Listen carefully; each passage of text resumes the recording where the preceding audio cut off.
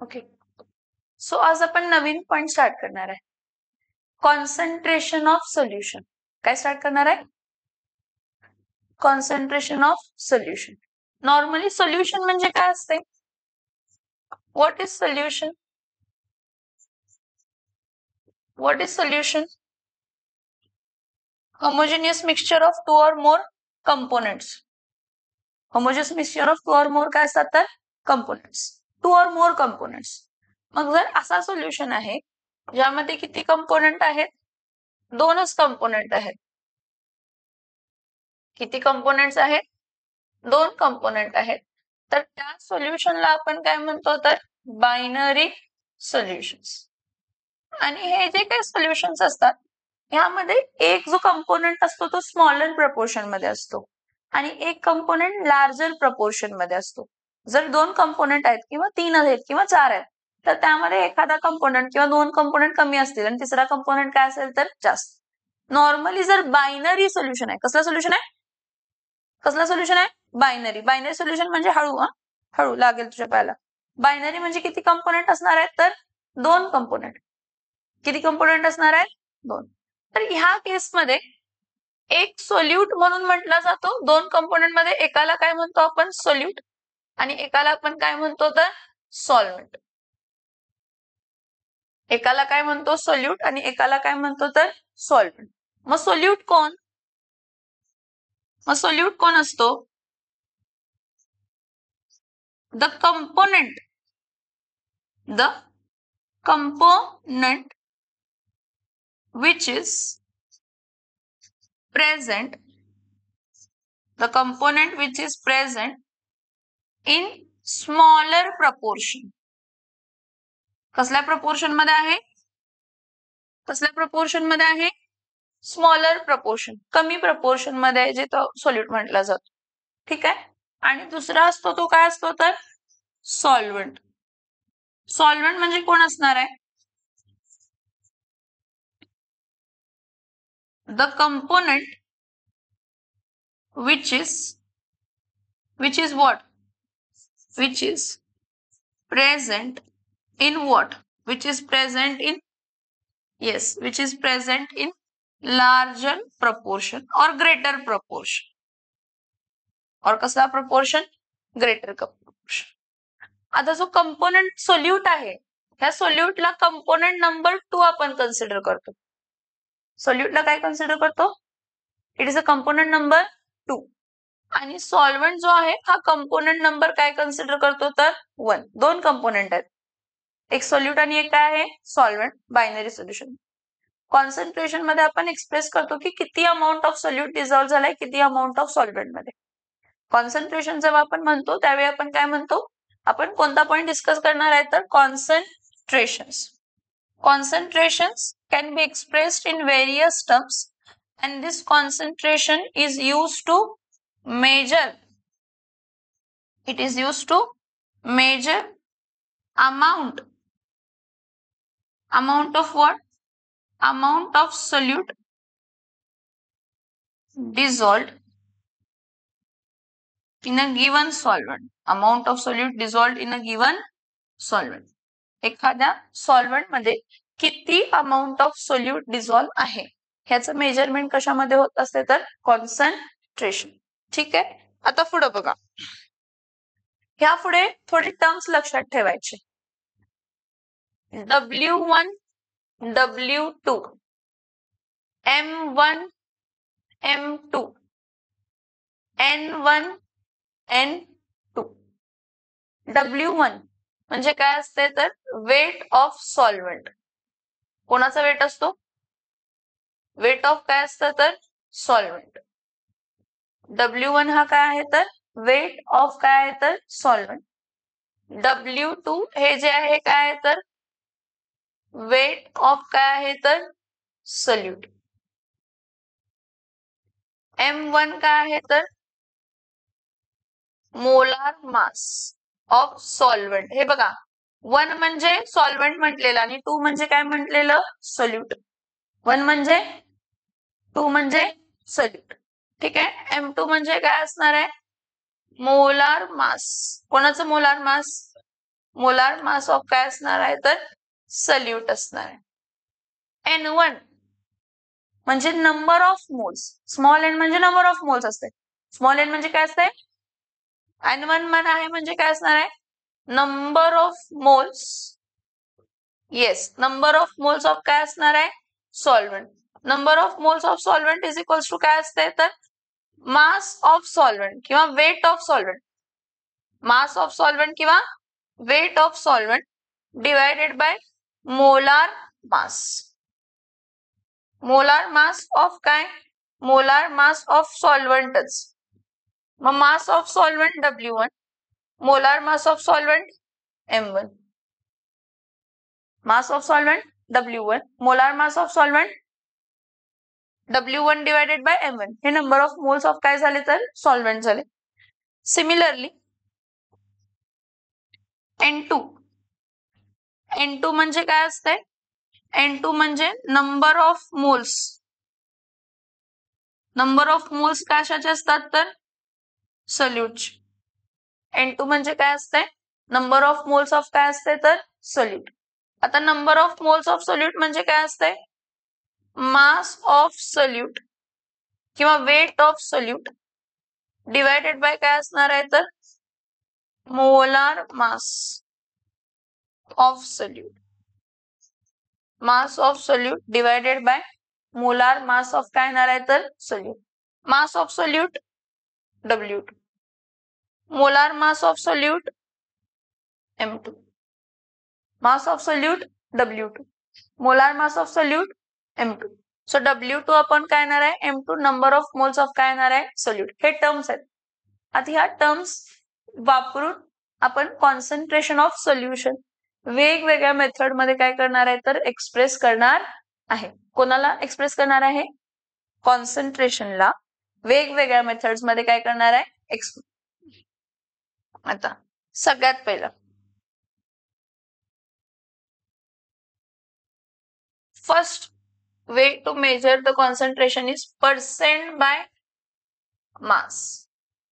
percent by mass of काय तर solute. percent by mass of काय तर solute.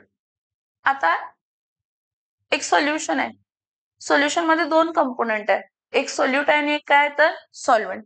मग तो सोल्यूट किती टक्केवारीचा आहे आणि सॉल्व्हेंट किती टक्केवारीचा आहे हे कसं फाइंड करतो तर percent by mass of solute आणि सॉल्व्हेंट. फॉर्म्युला काय, percent by mass of solute, percent by mass of solute is equals to काय असते तर mass of solute, mass of solute divided by mass of solution. mass of solute divided by mass of solution into काय असते तर 100. हे तुम्हाला percent by mass of काय मिळणार आहे सोल्यूट. काय मिळणार आहे, सोल्यूटचा मास काय मिळणार आहे कशामध्ये सोल्युशन. नेक्स्ट ऍक्च्युअली काय असते, मास ही mass is independent of temperature. Temperature change झाला म्हणून मास कधीही चेंज होत नाही. ठीक आहे, सो मास हा टेम्परेचर इंडिपेंडेंट आहे, त्यामुळे मास ऑफ सोल्युशन जे असते ते काय असते, mass of solute, mass of solute plus काय असते तर mass of solvent. Mass of solute plus mass of काय असते तर सॉल्व्हेंट. समजतंय का, mass is an additive property. त्यामुळे मास ऑफ सोल्युशन हा कायम मास ऑफ सोल्यूट प्लस काय असते, yes mass of solute plus mass of काय असते तर सॉल्व्हेंट असते. मग जर मला पर्सेंट बाय मास, काय पर्सेंट बाय मास ऑफ काय फाइंड करायचं आहे solvent, percent by mass of काय फाइंड करायचं आहे solvent. So percent by mass of solvent काय असणार आहे तर 100 minus percent by mass, 100 minus percent by mass of काय येणार आहे तर सोल्यूट. 100 मायनस काय येणार आहे, 100 मायनस काय येणार आहे पर्सेंट बाय मास ऑफ काय येणार आहे तर solute. This is the first and the simplest way. आता तुम्हाला म्हटलंय अ 5% aqueous solution of glucose. काय म्हटलंय? काय म्हटलंय? अ 5% and 5% aqueous solution of glucose जर असं म्हटलंय. and 5% aqueous solution of glucose.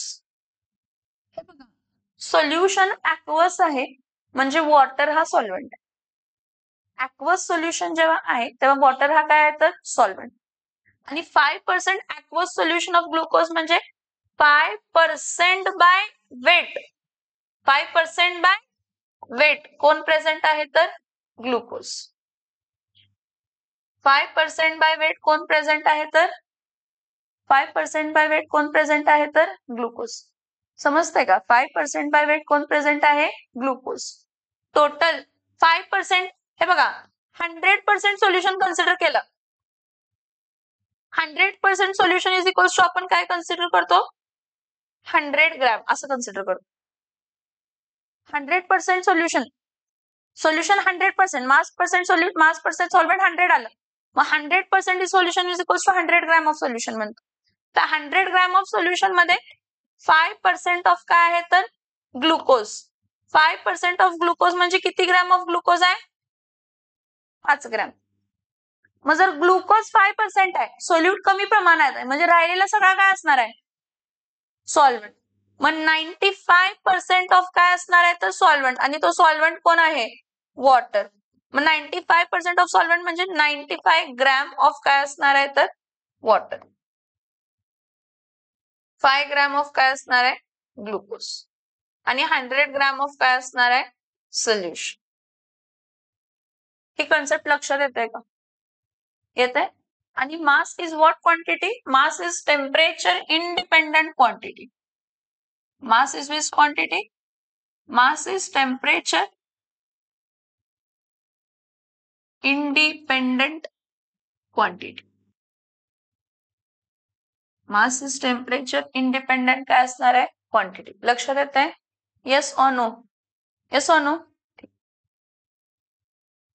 आता जसं पर्सेंट बाय मास असते तसंच काय असते तर पर्सेंट बाय व्हॉल्यूम असते. पर्सेंट बाय मास जसं असते तसंच काय असते तर percent by volume.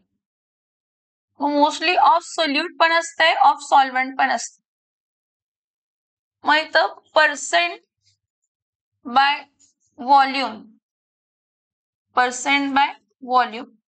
Of solute is equals to काय असणार आहे volume of solute divided by volume of solution into 100. Volume of solute divided by volume of solution into 100. But here one thing is that volume जे आहे volume is temperature dependent quantity. Volume ही कसली quantity आहे? Volume ही कसली quantity आहे? Temperature dependent quantity. जर तुम्ही temperature वाढवलं तर व्हॉल्यूम काय होतंय वाढते. कारण कॉन्स्टिट्युएंट पार्टिकल हीट ऍब्झॉर्ब करतात आणि अवे फ्रॉम इच अदर जातात आणि कायनेटिक एनर्जी काय होते वाढते. समजते का मी काय सांगते? Yes or no? So volume ही कसली क्वांटिटी आहे टेम्परेचर डिपेंडंट क्वांटिटी आहे. त्यामुळे हा जो ऍस्पेक्ट आहे की volume of solution equals to or may not be equals to. Equal to पण असू शकतो किंवा इक्वल टू असू पण शकत नाही. कोणाला? Volume of solute plus volume of solution. सोप्या भाषेत व्हॉल्यूम हे जी प्रॉपर्टी आहे it is not and which property? It is not and additive property. कसली प्रॉपर्टी नाही आहे ती? कसली प्रॉपर्टी नाहीये ती? कसली प्रॉपर्टी नाहीये? ऍडिटिव्ह प्रॉपर्टी नाहीये. तुम्हाला जर म्हटले की 5 ml of glucose is dissolved in 100 ml of solution, तर हा सोल्युशनच 100 ml आहे. तुम्ही 5 + 100 घेऊ शकत नाही. किंवा सॉल्व्हंट जो आहे तो 95 ml आहे असं कन्सिडर करू शकत नाही. कारण नॉर्मली जर तुम्ही एखादा काय घेतला, नॉर्मली जर तुम्ही एखादा कंटेनर घेतला, ठीक आहे, त्या कंटेनर मध्ये कसले पार्टिकल्स आहेत, तर हे सगळे सॉल्व्हंट पार्टिकल्स आहेत. इतर जे आहेत हे सगळे कसले पार्टिकल्स आहेत, तर सॉल्व्हंट पार्टिकल्स आहेत. कसले पार्टिकल्स आहेत? सॉल्व्हंट. ह्यामध्ये एम्प्टी स्पेस आहे ना, त्या एम्प्टी स्पेस मध्ये कोण बसू शकतो? त्या एम्प्टी स्पेस मध्ये सोल्यूट बसू शकतो. म्हणजे जर तुम्ही सॉल्व्हंट मध्ये सोल्यूट ऍड केला तर हा सोल्यूट एम्प्टी स्पेस मध्ये बसला. मला सांगा, जर सोल्यूट सर्टनली एम्प्टी स्पेस मध्ये बसला तर वाढणार का सोल्युशनचं व्हॉल्यूम? नाही. सर्टन केस मध्ये volume of solvent is equals to volume of solution पण असू शकतो, किंवा स्पेस ऑक्युपाय केल्यामुळे स्लाइटलीच व्हॉल्यूम वाढला असतो. त्यामुळे volume of solution may or may not be equal to volume of solute plus volume of what? Solvent. समजते इथपर्यंत? Yes or no? हे सगळे पॉइंट्स लिहून घ्या पटकन. Agra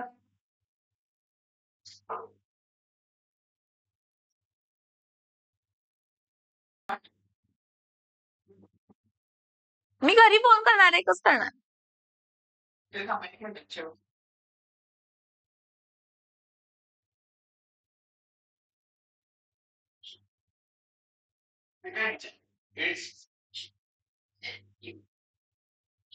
It is not an additive property.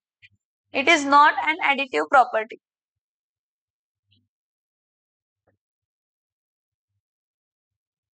It is not an additive property.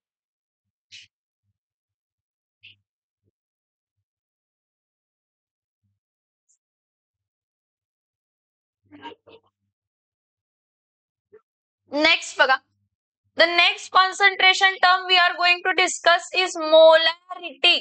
So this is very important. ह्या पुढचे जे काही टर्म्स आहेत, मोलॅरिटी, मोलॅलिटी, मोल फ्रॅक्शन किंवा नॉर्मॅलिटी, हे चारही कॉन्सन्ट्रेशन टर्म्स इम्पॉर्टंट आहेत, एवढं लक्षात ठेवा. Now what is molarity? Molarity, it is defined as number of moles. It is defined as number of moles of solute. Number of moles of solute dissolved. Number of moles of solute dissolved in given volume of solution. आता given volume of solution compulsory कशामध्ये असायला पाहिजे? Litres. Given volume of solution compulsory कशामध्ये असायला पाहिजे? हा. आता ह्याचा फॉर्म्युला काय आहे बघा.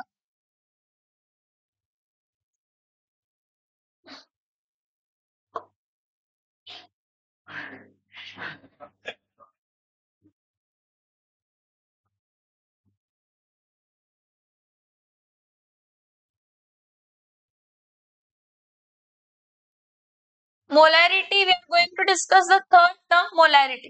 What is molarity? Molarity, it is defined as number of moles of solute dissolved in a given volume of solutions in liter. हे बघा, molarity, and it is denoted by capital M.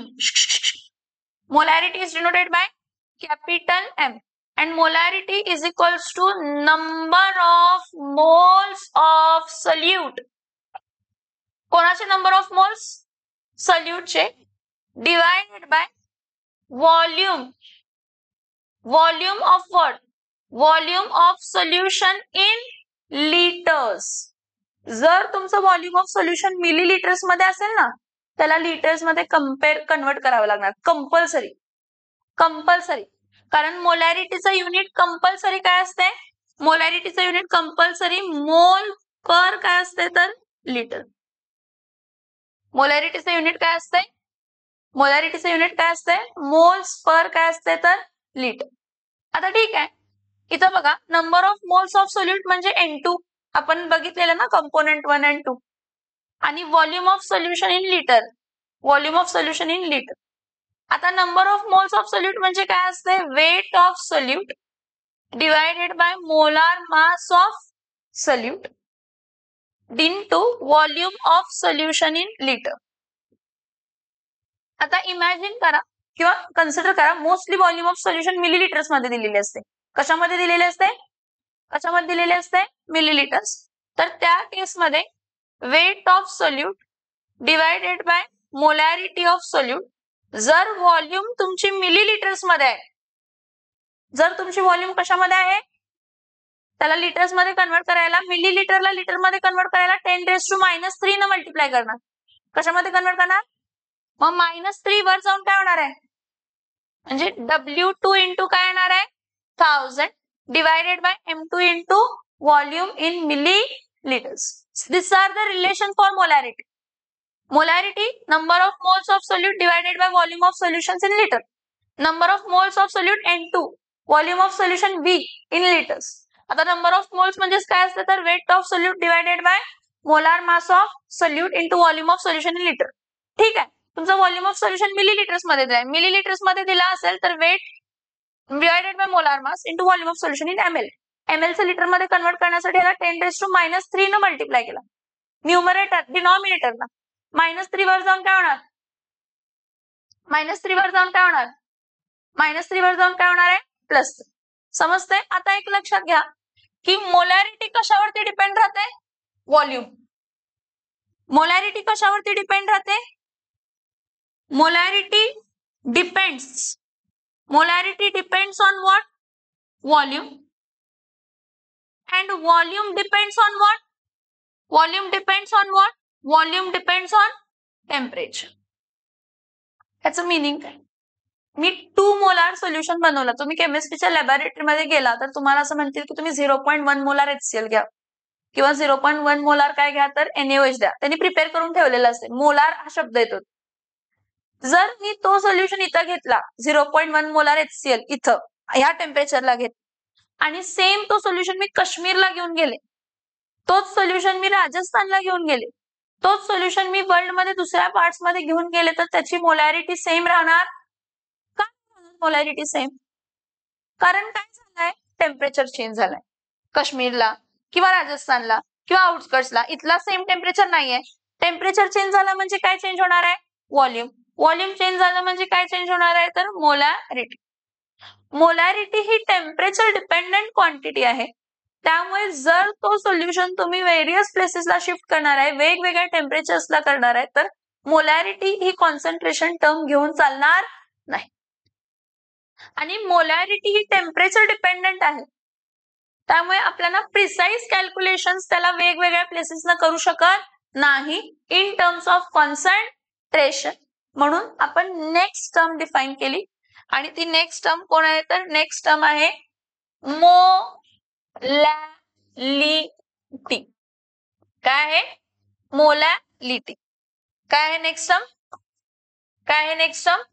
Molarity सारखी हा कोण आहे तर molality. Molality is denoted by small m. Molality कशाने denote केलेली आहे? मोलॅलिटी कशाने डिनोट केलेली आहे? Small m. Small m, capital M नाही. Capital M molarity, capital M molarity, small m molality. Now molality is defined as number of moles of solute,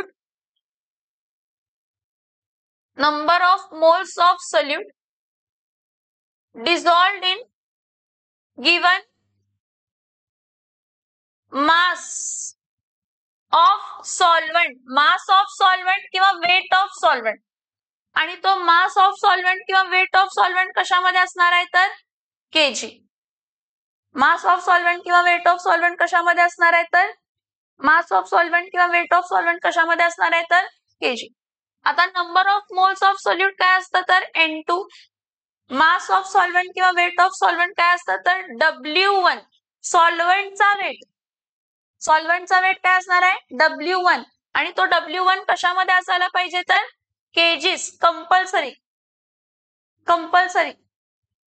त्यामुळे मोलॅलिटीचं unit काय असणार आहे मोलॅलिटीचं युनिट असते मोल पर केजी मोलॅलिटीचं युनिट काय आहे तर मोल्स पर काय आहे तर केजी आता number of moles of solute आहे याला घेताना आपण काय घेतो weight of solute divided by molar mass of solute number of moles of solute आपण कसं घेतो weight of solute divided by molar mass of solute into weight of solvent कशामध्ये केजी मध्ये जर वेट ऑफ सॉल्व्हंट तुम्हाला gram मध्ये दिला असेल तर त्याला कशामध्ये कन्वर्ट करायला पाहिजे केजी मध्ये कन्वर्ट म्हणजे इथं काय येणार आहे परत W2 डिवायडेड बाय M2 इथं इंटू काय येणार आहे W1 कशामध्ये आहे ग्रॅम्सला किलोग्राम मध्ये कन्वर्ट करण्यासाठी 10⁻³ न मल्टिप्लाय करणार -3 वर जाऊन काय होणार आहे +3 म्हणजे इथं काय येणार आहे 1000 हे कोण झालं तर molality Molality is defined as the number of moles of solute dissolved in given mass of solvent, not solution. Mass of solution nahi. Mass of solvent and that mass of solvent should be in what? kg. Mass of solvent should be in kg. जर mass of solvent kg मध्ये नसेल तर तो mass of solvent kg मध्ये काय करायचं तर convert करायचं. मला सांगा मोलॅलिटी कशावरती डिपेंड आहे मास वरती सॉल्व्हंटच्या नंबर ऑफ मोल्स तर आहेच पण mass of solvent mass of solvent temperature वरती डिपेंड राहणार म्हणजे तुमची मोलॅलिटी जी आहे is a temperature independent quantity molality is a temperature independent quantity तुम्ही एखादा सोल्युशन जो आहे तो वेगवेगळ्या प्लेसेसला शिफ्ट करणार असशीला तर त्याची प्रिसाइज्ड वे मध्ये आपण काय डिस्क्राइब करू शकतो मोलॅलिटी कारण मोलॅलिटी त्याची कधीही चेंज होणार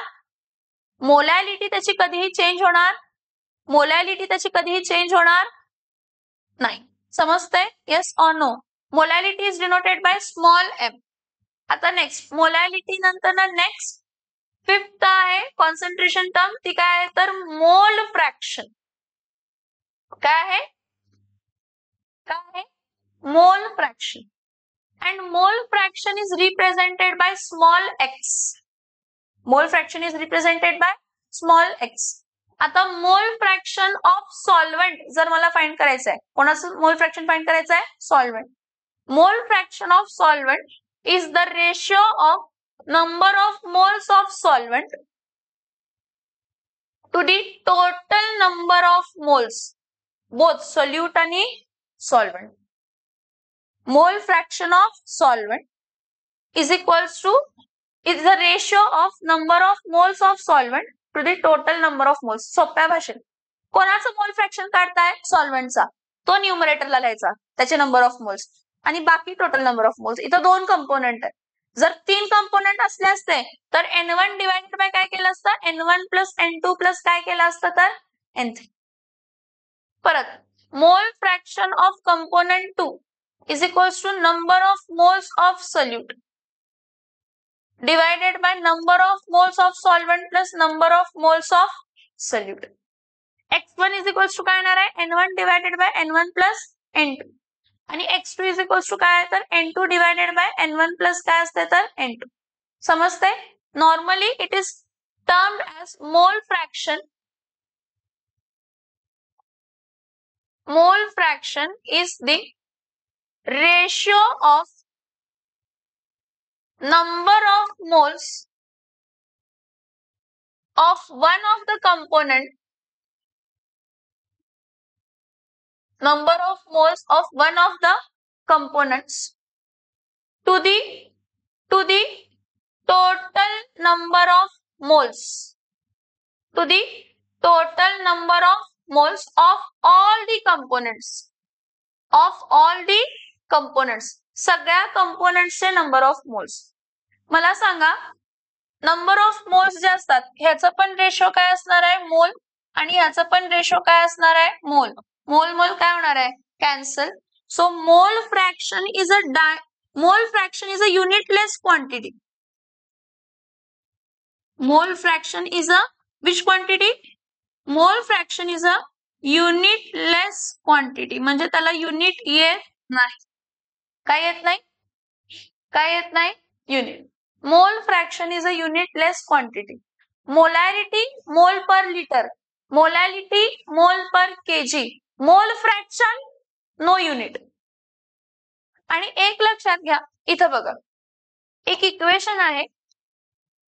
हे बघा मी दोन कंपोनेंट आहेत बायनरी सोल्युशन आहे ना. दोन कंपोनेंट x1 आणि काय आहे तर x2 या दोघांना ऍड केलं x1 plus x2. x1 plus x2 म्हणजे काय असणार आहे n1 divided by n1 plus n2 plus x2 म्हणजे काय येणार आहे n2 डिवायडेड बाय काय येणार आहे तर n1 प्लस n2. दोघांचं LHS काय दोघांचं डिनॉमिनेटर काय आहे सेम. त्यामुळे वरचं न्यूमरेटर काय होणार आहे तर ऍड. ऍड तर ऍड सबस्ट्रॅक्ट तर सबस्ट्रॅक्ट. मग इथं काय येणार आहे n1 plus n2 divided by इथं काय येणार आहे तर n1 प्लस n2. ह्याला कट होऊन आन्सर काय येणार आहे 1. आलं का. मला सांगायचं फक्त एवढंच आहे की तुम्ही जर मोल फ्रॅक्शन्स वेगवेगळ्या मोल फ्रॅक्शन एक सोल्युशन आहे त्या सोल्युशन मध्ये किती कंपोनेंट आहेत तिथं 2. त्या दोन्ही मोल फ्रॅक्शनचा ऍडिशन केला तर तो कायम काय येणार आहे तर युनिटी. जर 3 कंपोनेंट्स असले असते किती कंपोनेंट्स असले असते 3 तरीही मोल फ्रॅक्शनचा ऍडिशन काय आला असता 1. x1 plus x2 plus x3. इथं x1 आहे x2 आहे x3 आणला तर इथं काय येणार आहे n3 divided by n1 plus n2 plus n. So always keep in mind the addition of mole fractions of 2 or more component is always keeping in mind. समझ में आ रहा है yes or no. ठीक आहे. द लास्ट आता खूप सारे आहेत तसं बघितलं तर पण आपण अजून एक डिस्कस करूया 6th वाली नॉर्मॅलिटी. नेक्स्ट काय डिस्कस करूया नॉर्मॅलिटी. Normality is denoted by capital N. Normality is denoted by what? Normality is denoted by what? Shaurya? Normality is denoted by capital N. I'm teaching you both. So यहाँ पे ध्यान दो. काय?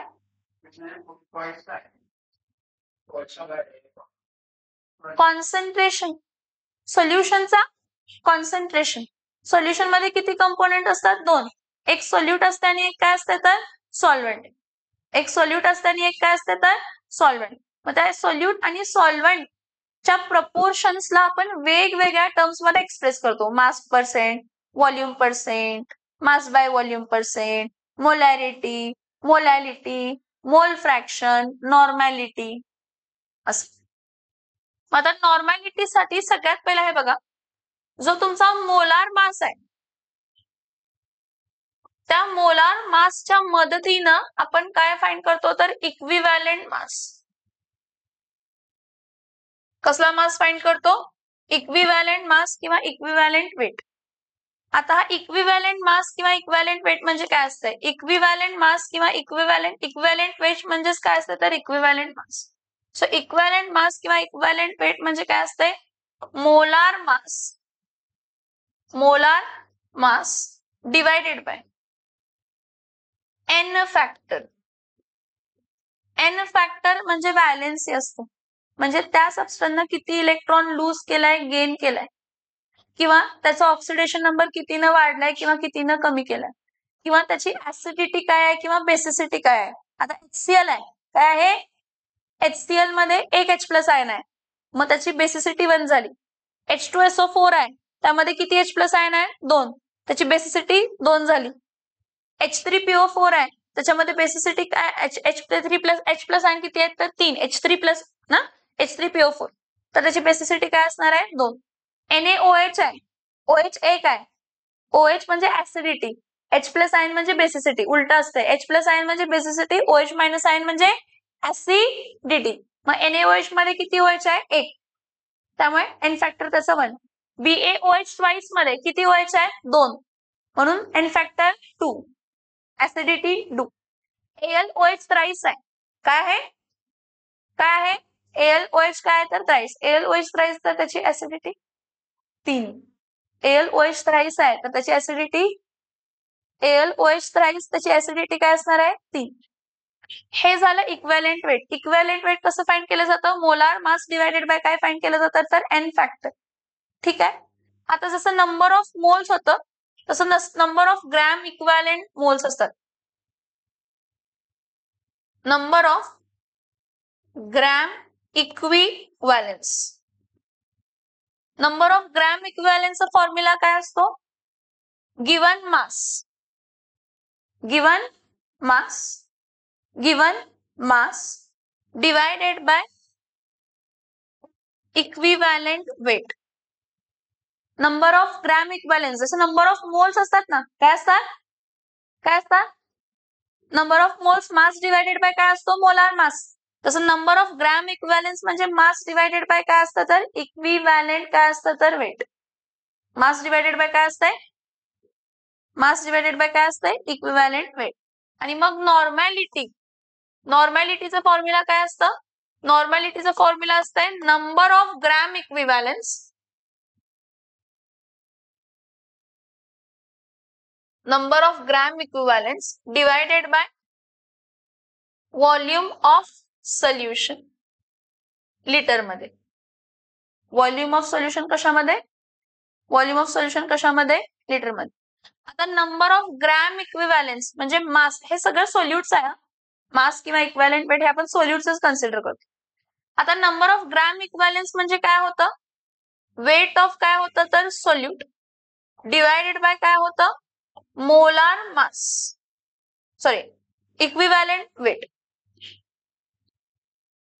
Weight of solute divided by काय होतं तर equivalent weight of काय होता तर solute into volume of solution in काय असणार आहे तर व्हॉल्यूम ऑफ सोल्युशन इन काय असणार आहे तर लिटर. E2 म्हणजे equivalent weight of solute. E2 म्हणजे इक्विव्हॅलेंट वेट ऑफ सोल्यूट. आता मला सांगा इक्विव्हॅलेंट वेट म्हणजे काय होता? तुमचा इक्विव्हॅलेंट वेट म्हणजे काय आहे? मोलार मास डिवायडेड बाय काय आहे तर एन फॅक्टर. आता मोलार मास इथं काय येणार आहे तर M2.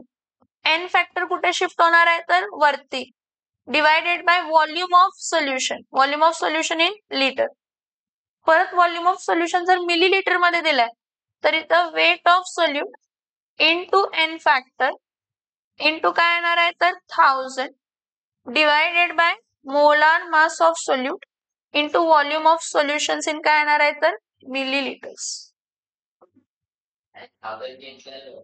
मिलीलिटर मध्ये होतं व्हॉल्यूम म्हणून त्याला कशामध्ये कन्वर्ट केलं तर लिटर्स मध्ये कन्वर्ट केलं. कशामध्ये कन्वर्ट केलं? Now this are the various ways we express concentration. अजून त्यामध्ये फॉर्मॅलिटी आहे, अजून त्यामध्ये पीपीएम पार्ट्स पर मिलियन आहे, पार्ट्स पर बिलियन आहे. हे सगळे काय आपण बघत बसणार नाही, ज्या तुमच्या सिलेबसला आहे तेवढे मी तुम्हाला सांगितलेले आहे. लिहून घ्या.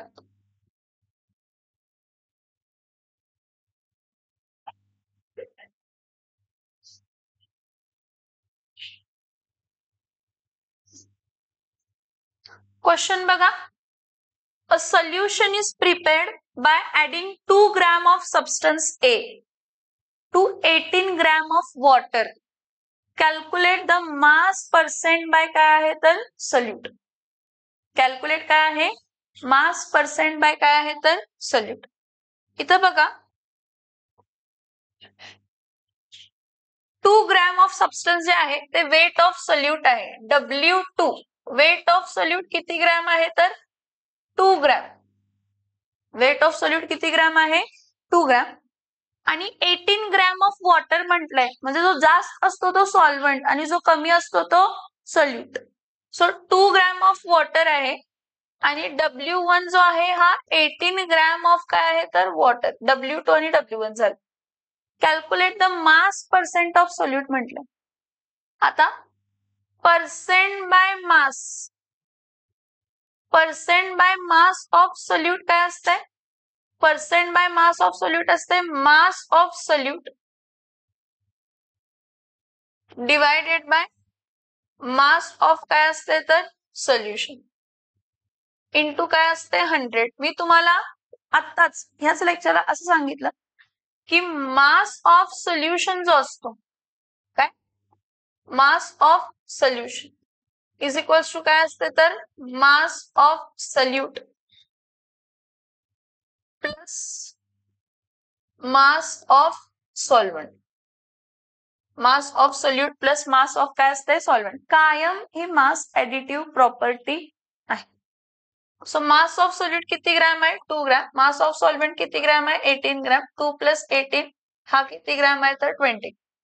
मास ऑफ सोल्यूट किती आहे 2. मास ऑफ सोल्युशन किती आहे 20 इंटू काय आहे तर 100. सो इथं काय येणार आहे 21 आणि 20 किती येणार आहे तर 5 जा 2 5 जा 10. 10% हा काय आला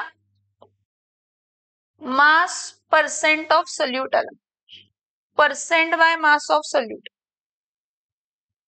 percent by mass of solute. Percent by mass of solute किती आहे तर 10%. नोट डाऊन करा. सोल्युशन मोलॅरिटीचा क्वेश्चन आहे बघा हा.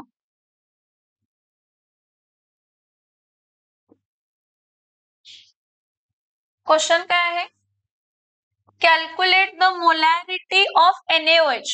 NaOH हा सोल्यूट आहे.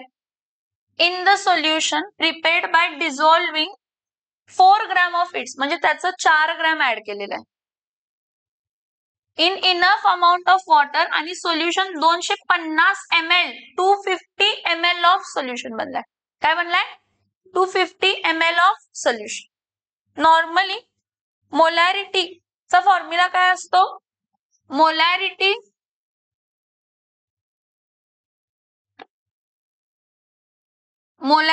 इज इक्वल्स टू काय असते weight of solute divided by molar mass. हे बघा इथं वेट दिलाय ना NaOH चा मास दिलाय ना तर तो रिलेशन घ्यायचा. Weight of solute divided by molar mass of solute. Volume of solution कशामध्ये दिला आहे मिलीलिटर्स मध्ये त्यामुळे याला मल्टिप्लाय बाय आपण काय करणार आहे 1000. हा फॉर्म्युला आपण यूज करणार. ठीक. NaOH is prepared by dissolving 4 gram of its म्हणजे वेट ऑफ NaOH W2 किती आहे 4 gram. Next molar mass of NaOH काढायचं. Molar mass of NaOH NaO आणि काय आहे H म्हणजे इथं 23 + 16 + 1 किती झालं 23 + 16 + 1 23 + 1 24 24 + 16 किती झालं तर 40 ग्रॅम. किती ग्रॅम झालं 40 मोलार मास मिळालं. Volume of solution in ml किती आहे 250 ml मिळालं का W2 M2 आणि V. कोणता फॉर्म्युला यूज करायचा हे डिसाइड करायचं तुमच्या गिवन कंडिशन्स वर. इथं गिवन तुम्हाला मास दिलाय तर तुम्ही mass divided by molar mass into volume of solution use करणार. नो डाऊट इथं आहे की molarity is equals to number of moles of solute divided by volume of solution. मग इथं फॉर्म्युला काय यूज करणार आहे molarity M is equals to weight of solute in 2000 divided by molar mass of solute into volume of solution in ml. Weight of solute 4 gram into 1000 divided by molar mass 40 into volume of solution 250. Volume of solution किती आहे तर 250 आहे. Volume of solution किती आहे 250. हा 1 जा आणि हा किती जा आहे तर 4 जा येणार आहे. ठीक आहे. हा 1 जा आणि हा किती जा येणार आहे तर 10 जा म्हणजे 4/10. 4/10 म्हणजे 0.4 m कॅपिटल M मोलार आणि मोलॅरिटीचं युनिट मोलार हे असतो आणि काय लिहू शकतो आपण 0.4 मोल per litre. 0.4 moles per litre. Note down करा 0.4 मोल्स पर लिटर.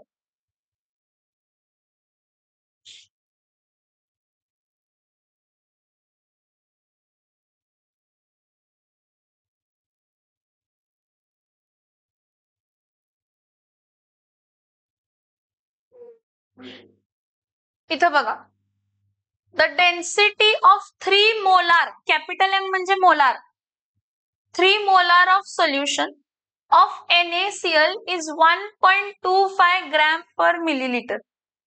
NaCl सोल्युशनची काय दिलेली आहे, मोलॅरिटी पण दिलेली आहे आणि डेन्सिटी पण दिलेली आहे.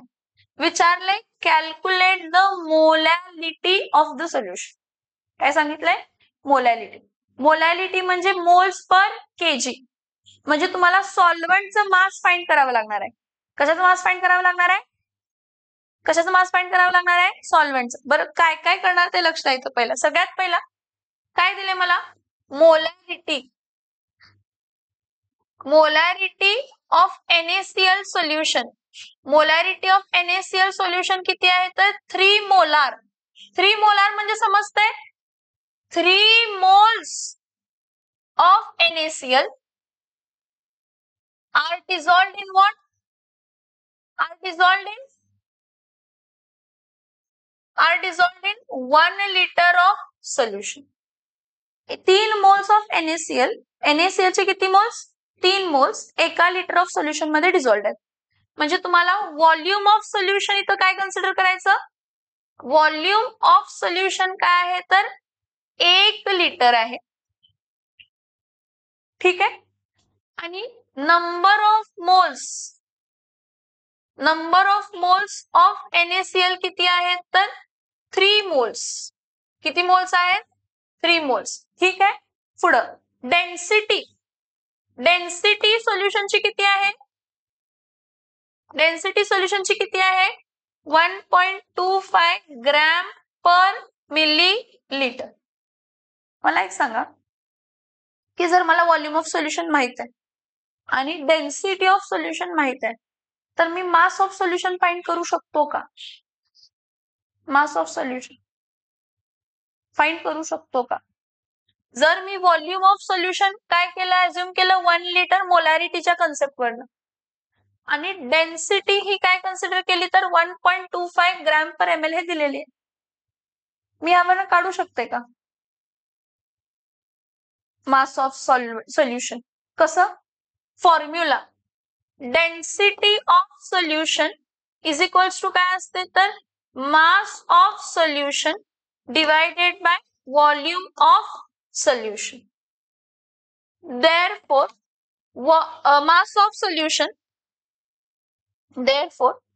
mass of solution is equals to density of solution into volume of solution. Density gram per ml मध्ये, म्हणजे व्हॉल्यूम तुमचं लिटर्सचं जे आहे ते कशामध्ये कन्वर्ट करायचं तर मिलीलिटर्स मध्ये. व्हॉल्यूम जे कशामध्ये आहे लिटर्स मध्ये, त्याला आपण कशामध्ये कन्वर्ट करणार आहे तर मिलीलिटर्स मध्ये. मग इथं काय येणार आहे, डेन्सिटी 1.25. 1 लिटर म्हणजे किती ml, 1000 ml. 1 लिटर म्हणजे किती ml, 1000. म्हणजे इथं काय येणार आहे तर 1000. म्हणजे ह्याचं व्हॅल्यू काय येणार आहे तर 1250 ग्रॅम. हे मास ऑफ सोल्युशन झालं.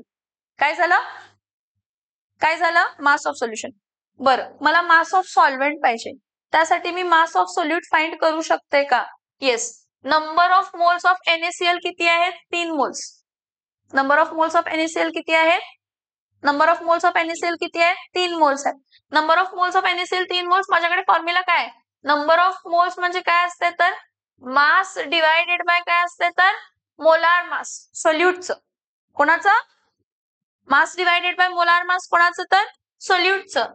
सो इथं काय येणार आहे, therefore number of moles into molar mass of solute is equals to mass of solute. मग किती आहे number of moles, 3. Mass, molar mass, NaCl चा मोलार मास सोडियम 23 आणि क्लोरीन 35.5. 23 प्लस 35.5 किती येते तर 58.5 इज इक्वल्स टू काय आलं तर W2. आता 3 5 जा काय येते तर 15. 8 1 जा 8 2 जा 16. 8 3 जा 24 प्लस 1 25. 2 कॅरी. 3 2 जा काय, 3 5 जा काय येणार आहे तर 15. 16 70. So 175.5 gram is equals to weight of काय आलं तर सोल्यूट. हे बघा, मला वेट ऑफ सोल्यूट मिळालं आणि मला वेट ऑफ सोल्युशन माहित आहे. वेट म्हणजे मास ऑफ सोल्युशन. हा मास ऑफ सोल्युशन आहे आणि हा काय W2 म्हणजे काय आहे तर W2 म्हणजे मास ऑफ काय आहे तर सोल्यूट. माझ्याकडे कसली क्वांटिटी आहे? Mass of solution is equals to काय असते तर mass of solute. Mass of solute plus काय असते मास ऑफ सोल्यूट प्लस काय असते तर मास ऑफ काय असते तर सॉल्व्हेंट. मास ऑफ सोल्युशन हे मास of solute plus mass of काय असते तर सॉल्व्हेंट. मास ऑफ सोल्युशन किती आहे 1250 ग्रॅम. मास ऑफ सोल्यूट किती आलं 175.5 gram is equals to plus mass of काय असणार आहे तर सॉल्व्हेंट. मग mass of solvent is equals to काय असणार आहे 1250 मायनस 175.5 किती येते 1250 1250.0 175.5 10 minus 5 is 5 9 minus 5 is 4 14 minus 7 is 7 1 minus 1 is 0. So हा किती आला तर 1074.5 ग्रॅम. ह्याला केजी मध्ये कन्वर्ट केला तर 1.0745 काय येणार आहे तर केजी. हा मास ऑफ सॉल्व्हेंट आला. काय आला फाइंड काय करायचंय तुम्हाला मोलॅलिटी. काय फाइंड करायचे मोलॅलिटी. मोलॅलिटीचा फॉर्म्युला काय होता molality is equals to number of moles of solute divided by weight of solvent in KG. मग माझ्याकडे number of moles of solute पण आहे आणि वेट ऑफ सॉल्व्हेंट पण आहे केजी मध्ये. किती आहे number of moles of solute 3 moles. किती मोल्स आहे 3 मोल्स. आणि weight of solvent in KG किती आहे 1.0745. मला याचा आन्सर सांगा. हे सांगा पहिला ह्याचं सॉल्व्ह करून सांगा काय येतंय पटकन. किती येणार आहे इथं कॅरेक्टरिस्टिक 0 आहे 0 प्लस 1 1 2.793 मोल पर केजी किंवा 2.793 मोलार कॅपिटल स्मॉल एम. हे समजलं. ह्याचे आणि क्वेश्चन्स आहेत मोलॅरिटी मोल फ्रॅक्शनचे जे आपण पुढच्या लेक्चरला घेणार.